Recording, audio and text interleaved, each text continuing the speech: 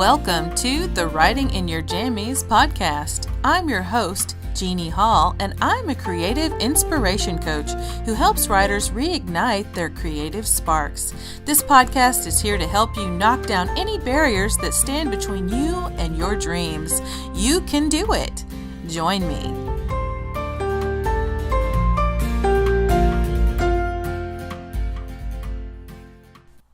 Hello, and welcome to the Writing in Your Jammies podcast. This is Jeannie Hall, your host, and this is podcast 29, Commitment. So I'm someone who is pretty dang good at commitment. And I used to honor those commitments mostly when they involved, though, someone else. If it was just me, that was different. But if they involve someone else, because my personality is one that's all about people pleasing, I would drop everything and try and impress them or meet that obligation or fulfill that obligation, however it came about. So sometimes that's a good thing, like my marriage, for example. I'm very, very good at being committed to my husband. We've been married for 21 years, and those years have been awesome and blissful and gorgeous. And when I took the vows I said on our wedding day, I took those vows very seriously. That wedding day was super special to me, as it is to most of us, but I definitely meant those words from the heart. And when I made that commitment, I never looked back. And honestly, I think that's part of the reason that my marriage is so beautiful and so successful, because I wasn't the only one that made that commitment. We both made those commitments to each other, and we've kept them. And of course, the fact that we're still madly in love helps too. Anyone who knows me personally knows that I married my soulmate, and because of that, we're still in love to this day, and we've been together 26 years now, married 27 years now, married 21 of those years, and we're just really good for each other. We're very, very compatible. We talk all the time. And we're extremely honest with each other as well. We even have similar senses of humor, and we enjoy being goofy together too. So, that makes our life together fun. And I think that's essential, really, for success in a relationship, is that you're having fun while you're in it. But I believe the strongest part of our relationship is the fact that giving up on one another never entered our minds. Before we got married, we spent 6 years in a long-distance relationship. And anyone who has been in one of those relationships knows how difficult they are. And I can't tell you how many times I'd hear a love song on the radio. Back then we didn't have Sirius radio or iTunes playlists and that kind of thing like we do now, so you would just listen to whatever came on the radio. But every time a love song came on, I would just burst into tears because I missed him so much. And it really sucked at the time. But now, as I look back at that, I'm actually kind of grateful for that period of my life.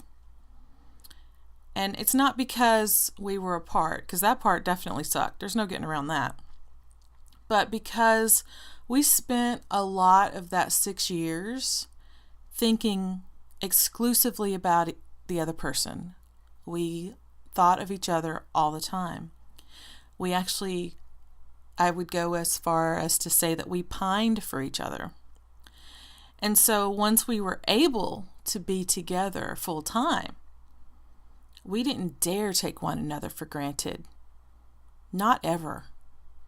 We never have, and I don't think we ever will, because we remember how difficult those 6 years were and how it felt to be in love with someone and be separated from them. because we knew all too well what it felt like to have that person that we loved the most be absent in our day-to-day life. So once we made that marriage commitment, it was forever, and it still is. And that's, I guess, why it baffles me when I see other relationships kind of implode. And it's strange to me because I'll see other people in relationships who seem like they love each other at the beginning, and then it disintegrates. And I don't know always what the reason is. Obviously, we don't know inside of a relationship. You don't know all the ins and outs and what's going on and what has happened. But sometimes I wonder if it's simply a case of both partners being unwilling to completely commit to the other partner. And I think sometimes when that happens, maybe a hardship pops up, something happens, and instead of being able to deal with it and weather that storm, some people just choose to break up. And maybe it's because they blame the other person for the hardship, whatever that was. Maybe it really was the other person's fault. Or maybe they fear the other person will break their heart, so they hurry up and do it first, which to me doesn't sound any better. The thing a commitment does, like a real one, that's absolutely sincere on both parts, is it takes away all of your other options. And I know that might sound like a bad thing, but in this case, it's not. Because let's say you have a fight, but you both made that commitment and you both meant it. If you made that commitment and you both stand by that commitment, then breaking up is not an option. So you've got to figure out how to work out your problems. You've got to talk to each other. You've got to sit down and hash it out, even if it's painful, even if you know there's going to be yelling involved, even if you realize that you both have to forgive each other for any slights that you might have received, any offense that you took, that you'll have to forgive that, because breaking up is not an option because you committed. Do you still get angry? Sure. Are you upset at the time? Absolutely. But you also know deep down that quitting is not an option. So you move forward from that point. And I'll use my husband and I as an example again. During the 6 years that my husband and I dated, never once in all that time did we discuss breaking up. We never even brought up the concept to each other. It never even crossed either of our minds. And maybe that's weird to a lot of people. But sincerely, it never did. It never came up. And we were very young when we met. I was 16 and he was 18. Children, basically. But I knew even then that we were meant to be together. And maybe that sounds corny and sappy and stupid to a lot of people. And a lot of people might scoff at that. But here's the thing. I was right. We were always meant to be together. And I felt that deep down inside of myself. And it wasn't the kind of thing that, oh, she's just a stupid teenage girl and doesn't know any better. It wasn't that at all. I really did know it. And I think he did too. So it was never an option for us to not be together. So whatever comes our way, whatever came our way, we dealt with it and we'll deal with it. And that's just the way it is, because breaking up isn't an option because we're committed. So why are we a successful marriage when a lot of the couples that got together around the same time as us, and anyone who knows anything about marriage statistics or relationship statistics knows, especially those who get together young, they tend to not be mature enough to handle it, or they're just not compatible, or any number of things, and they just don't make it as a couple. But for us, I think we fell in love at basically our second date. And I think at that point, we both made the other person the priority in our lives. And later on, that grew into such an intense commitment that even though we went to different high schools and different colleges, we never stopped loving each other, and we never doubted our commitment to each other. So we were never detoured from staying together. Over all those years, those 6 years, and it felt like a very long time, trust me, especially when you're young and in love and can't be together. Over those years, we got together, though, as often as we could. And we realized it was the real thing, and that we were in it for the long haul. And long before we ever stood in front of our loved ones and said those vows, our commitment had been made. And commitments are important in our relationships in general, whether it's your spouse, whether it's boyfriend, girlfriend, significant other, whether it's family or friends. But commitments are really essential to other aspects of our lives as well. And this is how that works.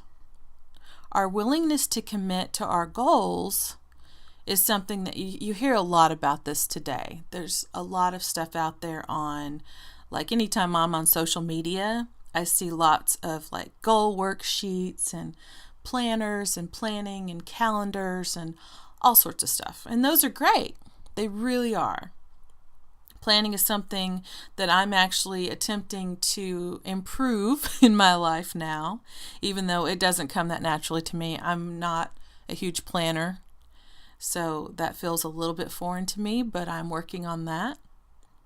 And my coach and mentor, Betsy Paik, she suggests planning things in like small, sometimes little tiny itty bitty baby steps so that you can meet even huge goals, but you get there in a way that doesn't feel so scary because you're taking little tiny steps to reach that goal.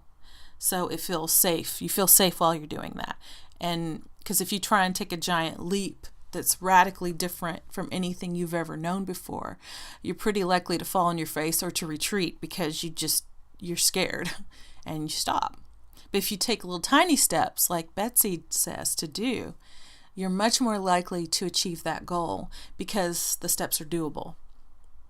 And I really love that. And it's been very effective for me to follow that kind of path toward planning. But what I want you to consider committing to today is yourself. Like I mentioned before, it tends to be easy for me to make commitments that involve others, like my husband, or other people in general, a boss at a job, or family commitments, all that kind of stuff I can commit to pretty easily on a personal level. But when it comes to committing to something just for myself, my track record isn't nearly as good there. Until recently, I don't think I really valued myself that much. I didn't see myself as important enough to commit to, which is kind of scary when I look at it now. Because by putting everyone else first and myself last, I would deplete myself into nothing. I would deplete myself into illness or injury until I was wrung out like a dry towel that was ratty on the edges. I gave of myself until I had nothing left to give until I was grumpy and bitchy and gripey and not that fun to be around, quite frankly. But now I realize that doing that was incredibly detrimental, and not just to me, but to anyone that loves me, anyone who's around me. And I'm not saying that other people aren't important and other things and causes. There's a million things that are very important to each of us. But for some reason, I didn't realize that I needed to be the first one of those things. And committing to myself is probably the most important commitment I can ever make. Because without that, I may not have enough courage to live my best life. So, listeners out there, does any of this sound familiar? How are you on committing to yourself? What are you committed to in this very moment? Your kids, your career, your friendships, your finances, your significant other, your health, your dreams? But are you committed to yourself first and foremost?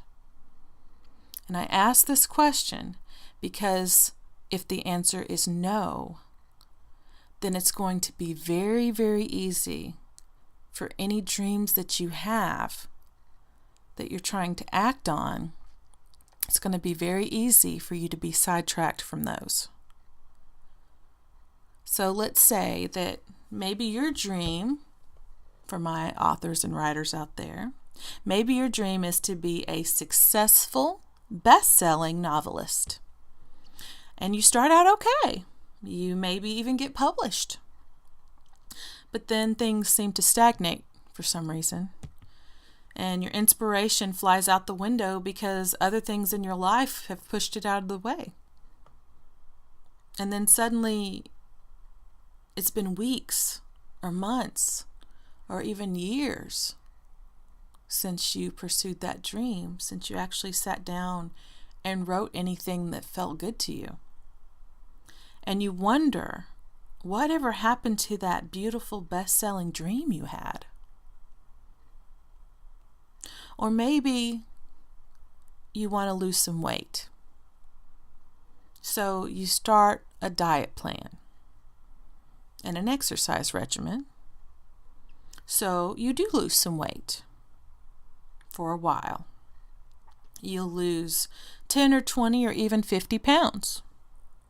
But then you lose your motivation. And it's Christmas time, and there are sugary things tempting you from everywhere you look, beautiful confections and candy and cakes and cookies. And you become too busy to do that workout you once did so regularly. And when you get on a scale, you're devastated to see the result. Or maybe you've decided to make a career change. You create a kick-ass resume, or maybe you start the groundwork for an awesome business. And you go along great for a while. You get called for interviews, or your new business website starts getting noticed. But then you don't get called back for an actual new job, or your website stops getting attention. What went wrong?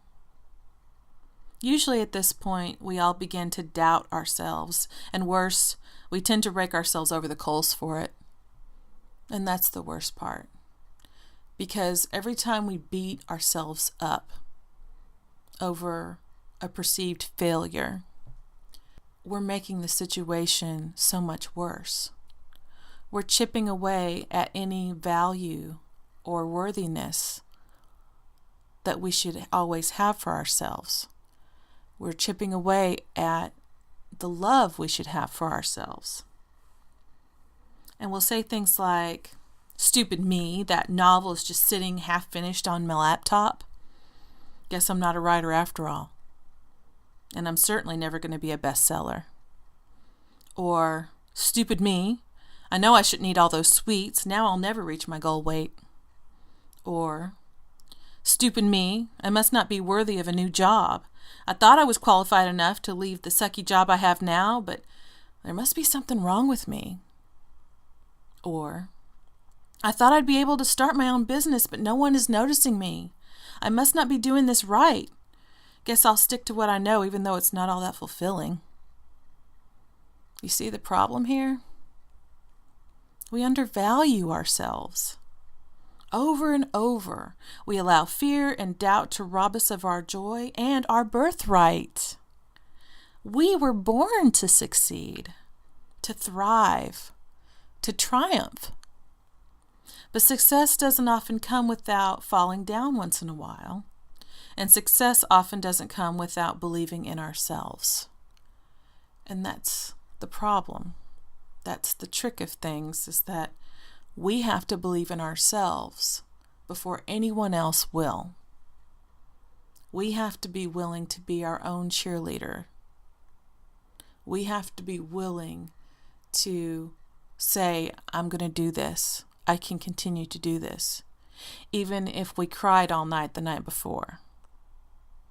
Even if our voice sounds all gravelly and horrible and hoarse because we sobbed all night. Or we screamed at ourselves.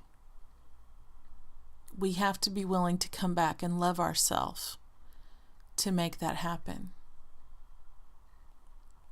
And that's where commitment comes in. When everything seems to go against us, that's when it's the most important for us to stand our ground. Or maybe we've fallen hard. And that's the most important time to get back up. And I'm not saying that you can't cry it out and you can't scream it out, although preferably don't scream at anyone else. And I'm not saying you can't express that emotion and be upset and be sad for a while. But after that has passed, that's when you get yourself back together. You get back up on that horse and you ride again. So what if you haven't written in a while? Take a deep breath. Know in your gut you can do this. Know that you are a brilliant creator and a spiritual being made of love, light, and inspiration. And go back to your laptop. So what if you gained back 10 of the 30 pounds you lost? Believe your body is beautiful at any weight. Know you deserve to be fit and healthy. Know you can make up for lost time. Make better choices with your eating and fitness regimen. All is not lost. All is never lost. So what if you didn't get called back for more or even any interviews at all? The problem is not you. It never is. The problem is more likely to be your resume or where you're applying or even just your mindset when you applied. Believe you are valuable. Believe you are worthy. Believe you're a badass that any company would be lucky to have. Why? Because you are. Now go redo your resume and apply to more places. So what if your new business website isn't getting the traction or the traffic that you wanted? Go Google website traffic to get help. Or better yet, check out Ryan Bidoff's blog. He has so much blogging and business advice that you'll have more than enough to choose from. Trust me. The dude's got more than 100 ebooks. I think it's 126 or some crazy number on Amazon, for God's sake. The dude's amazing, right? He's one of my mentors too. Amazing guy. Or just ask for help. So many times I hear and see people, especially on social media, asking for prayers, asking for help. But then, when actual offers of help present themselves to those people, they don't act on them. A lot. Like, frequently. Even when that help is offered completely freely. So, when you start to pray for something or ask for something, be willing to see the help when it is offered. So let's say you have a friend who asks you to lunch, who has their own business. Guess what? That was an answer to your prayer for your own suffering business. Did you see an interesting person with a unique appearance or personality walking through your neighborhood or at your local shopping center? There's some inspiration for your novel that you've been needing. Did you see this cool new recipe for some tasty-looking new low-carb dinner on Facebook? There's an answer for how to get your weight loss back on track. We're receiving answers like this from the universe or God or source or higher power or whatever you want to call it all the time. Like all the time, folks. But you have to be willing to see them as such. Those are the answers that you're looking for. They're not going to appear in the form of a burning bush, most likely. That's not how it happens. You're not going to hear this loud, booming voice in the clouds from on high. That's not how it happens. It's way more subtle than that. So commit to yourself and trust the universe and God to support that commitment. And a year from now, you'll be amazed at how far you've come. So I want to wish everybody happy holidays and Merry Christmas to all my listeners out there. And I think this will be the last podcast before the actual Christmas holidays. So everybody have a wonderful, beautiful holiday this year. And tell me what your hopes and dreams are for 2018. Whatever they are, post them in the comments. And if you need help accomplishing them, click here for a free consultation with me. That little link will be in the show notes because it's my goal to help. So please don't hesitate. And hint, hint, that's one of those offers I was telling you about.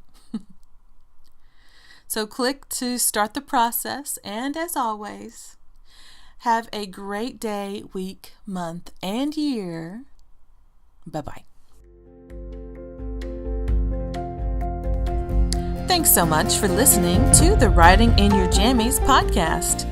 I appreciate every download and every person who has subscribed. I release new episodes every Wednesday and Saturday, so if you enjoy this content, please consider leaving a review. The more reviews fledgling shows like mine receive, the more visible it becomes on the various podcast stations. Each review helps, so if you enjoy what I've been sharing, please help others find this show by leaving a brief review. Thanks again for listening.